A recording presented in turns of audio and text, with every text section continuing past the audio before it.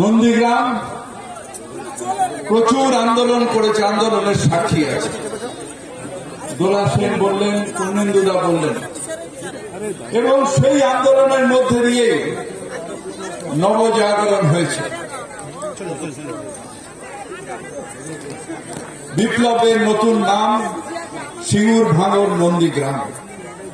এই নন্দীগ্রামের থেকে বাংলায় দ্বিতীয় স্বাধীনতা সংগ্রাম আমাদের হয়েছে, এবং তাই একটা জগদ্দল পাথর সিপিএম, সেই সিপিএম কে আমরা সরাতে পেরেছি। যদি নন্দীগ্রাম না থাকতো, সিঙ্গুর না থাকতো, ভাঙর না থাকতো, তাহলে সিপিএম কে সরাতে পারতাম না।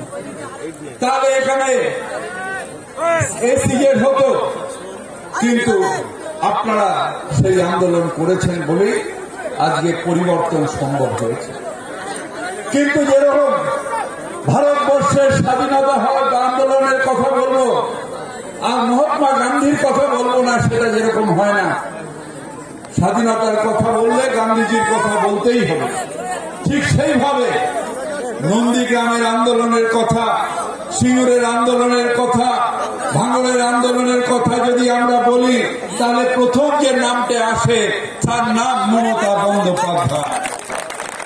মমতা বন্দ্যোপাধ্যায় ছাড়া সিঙ্গুর সম্ভব নয়, নন্দীগ্রাম সম্ভব নয়, ভাঙড় সম্ভব নয়। তাই মমতা বন্দ্যোপাধ্যায় ছিল, আন্দোলন হয়েছে নিশ্চিতভাবে। এটা মানুষের আন্দোলন, সবাই মিলে নন্দীগ্রামের একা নয়, হাজার হাজার মানুষ এই আন্দোলন করেছে।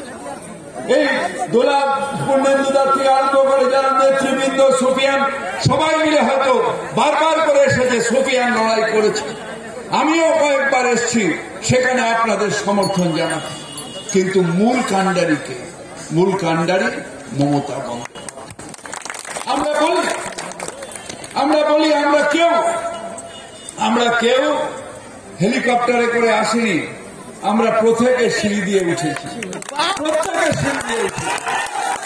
কিন্তু সেই সিঁড়িটা তৈরি কে করেছেন? সেই সিঁড়িটা তৈরি করেছেন মমতা বন্দ্যোপাধ্যায়।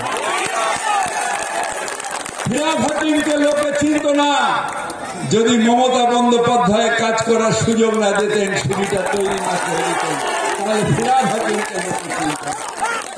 তাই আজ সেই কথা বললাম না, এটা আমার কথা, আমি কাউকে বলছি না, শুধু আমার কথা। আমি পথও হব না, মূর্তিও হব